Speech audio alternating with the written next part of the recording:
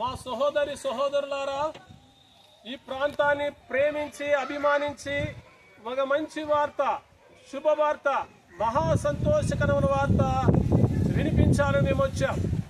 ఏంటా శుభవార్త, మంచి వార్త, మహా సంతోషకర వార్త అంటే ప్రభువైన యేసు క్రీస్తు వార్త. యేసు క్రీస్తు వారు ఎవరంటే ఈ కంటి కనబడుతున్న భూమిని, ఆకాశములను, సూర్యుని, నక్షత్రాలను, ఆకాశ పక్షులని, సర్వ సృష్టిని కూడా యేసు క్రీస్తు వారే కలుగు చేశాడని, ఈ కలియుగ సృష్టి యావత్తు కూడా యేసు క్రీస్తు వారు లేదే కలగలేదని పరిశుద్ధ గ్రంథమైన బైబిల్ చెప్తుంది. ఈ సర్వాన్ని, సమస్తాన్ని కలుగు చేసిన యేసు క్రీస్తు వారు పిలుస్తూ ఉన్నాడు. ప్రయాసపడి పాప భారము మోస్తున్న సమస్త జనులారా, మీరు నా ఎద్దుకు రండి, నేను మీకు శాంతిని, విశ్రాంతిని, చక్కటి సమాధానమును, పాప క్షమాపణను, దాంతో పాటు పరలోకమైన వైకుంఠాన్ని ఇస్తానని పిలుస్తున్నాడు. ఏ భేదము లేదు, అందరూ పాపము చేసిన వారే, పాపము ద్వారా పుట్టిన వారే అని పరిశుద్ధ గ్రంథమైన బైబిల్ చెప్తుంది. ఏ భేదము లేదు, అందరూ పాపము చేసి దేవుడి మహిమను పొందలేకపోతున్నారని పరిశుద్ధ గ్రంథమైన బైబిల్ చెప్తుంది.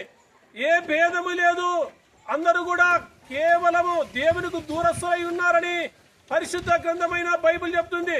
పాపము చేసి దూరమైన పైన మనలను వెతికి రక్షించడానికి పరలోకములో నుండి భూలోకానికి యేసు క్రీస్తు వారే శరీరధారిగా, కృపా సత్య సంపూర్ణుడుగా ఈ లోకానికి వచ్చాడని పరిశుద్ధ గ్రంథమైన బైబిల్ చెప్తుంది.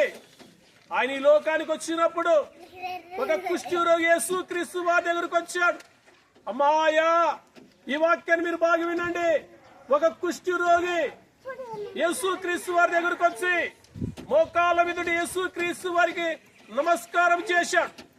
అయ్యా, నీకు ఇష్టమైతే నన్ను బాగు చేయండి అని ఆ కుష్ఠి రోగి అడిగితే యేసు క్రీస్తు వారు అన్నారు, నీవు నాకు ఇష్టమే అని ఆయనను ముట్టి బాగు చేశాడు. ఎందుకన్నాడు ఆయన మాట అంటే, ఆయనను కుష్ఠి రోగాన్ని బట్టి ఆయన భార్య, పిల్లలు, బంధువులు, రక్త సంబంధికులు కూడా ఇష్టపడే వాళ్ళు కాదు. కాబట్టి ఒకవేళ నీకు ఇష్టమైతే అన్నాడు. యేసు క్రీస్తు వారు ఆ కుష్ఠి రోగిని ఏ రీతిగా ప్రేమించి బాగు చేశాడో ఈనాడు నిన్ను నన్ను పిలుస్తూ ఉన్నాడు. నేను ఒకవేళ నీ బంధువులు, రక్త సంబంధికులు, స్నేహితులు నిన్ను ఇష్టపడకపోతే యేసు క్రీస్తు పిలుస్తున్నాడు. ప్రయాసపడి భారము మోస్తున్న సమస్త జనులారా, మీరు నా ఎద్దుకు రండి అన్నాడు. కనుక ఆ కుష్ఠి రోగిని బాగు చేసిన యేసు క్రీస్తు వారు నీకు, మనందరికి మేలు చేయాలని పిలుస్తున్నాడు. అంత మాత్రమే కాదు గాని లోక పాపాల నిమిత్తమై ఆయన కొరడా దెబ్బలు కొట్టించుకున్నాడు, భారమైన శిలువను మోశాడు, తల మీద ములకడి పెట్టించుకున్నాడు, అలాగే శిలువలో రక్తం కాచి ప్రాణం పెట్టాడు, సమాధి చేసే 3వ దినం తిరిగి లేచాడు, పరలోకమైన వైకుంఠాన్ని తీసుకువెళ్ళాడు. ఆ వైకుంఠంలోనికి నేను రావాలని యేసు క్రీస్తు వారు మరలా వస్తున్నాడు. యేసు క్రీస్తు వారు రాకమునిపే, మనవుడి ప్రాణం పోకమునిపే ప్రభువైన యేసునందు విశ్వాసం ఉంచండి.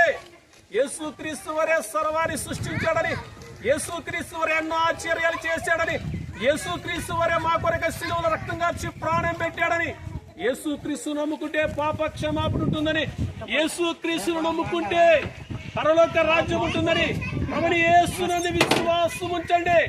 అప్పుడు మీరును మీ ఇంటి వారిని గొప్ప ఆత్మరక్షణ పొందుతారు. మరి ఏం సంభవిస్తుందో మనకి తెలియదు. మన జీవమే పాటిది. మనం కొంతసేపు కనబడి అంతో మాయమైపోతాం. మన నుండి ప్రాణం పోకమునిపే, వస్తారని యేసు క్రీస్తు రాకమునిపే ప్రభువైన యేసునందు విశ్వాసం ఉంచండి. అప్పుడు మీరును మీ ఇంటి వారిని గొప్ప ఆత్మరక్షణ పొందుతారు. దేవుడి స్వార్థం దీవించును గాక.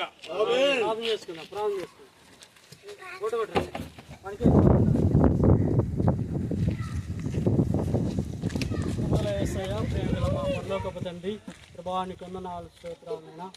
అవును తండ్రి ప్రభా, ఈ రోజునైనా మరి మా ప్రార్థన ఆలకించినైనా ఈ యొక్క సువార్తలో నైనా మమ్మల్ని సహోదరులను నైనా ఐక్యతపరిచి ఈ విధంగానైనా నీ యొక్క గ్రామాలను ఏర్పాటు చేసుకుని సువార్త ప్రకటించుకుంటూ మాకు సహకరిస్తున్నందుకు వేలాది వందనాలు, స్తోత్రాలైనా. అందరూ మారు మనసు పొందాలి, అందరూ పరలోక రాజ్యానికి చేరాలనే ఉద్దేశంతో నైనా అందరూ నశించిపోకున్నప్పుడు నైనా నిన్ను నమ్ముకొని జీవించే విధానంగా ఉండటకు సహకరిస్తున్న విధానం బట్టి నీకు వేలాది వందనాలు స్తోత్రాలైనా. ఇదిగోనైనా వచ్చిన ప్రతి ఒక్క సేవకుని దీవించండి, ఆశ్రయించండి. వారిని వారి యొక్క కుటుంబమును పిల్లలను అయినా అన్ని విధాలుగా ఆశ్రయిస్తారని అయినా ఇదిగో మేము బయలుదేరుతుండగా నీవే మా కాపుదల, నీవే మా అన్ని విషయాల్లో సహకరించి నడిపిస్తారని ఈ కొద్ది వినపములు మా ప్రభుడకు మా రక్షకుడు నజరేయుడగు యేసు క్రీస్తు నామంలో అడిగి వేడుకుంటున్నాము తండ్రి.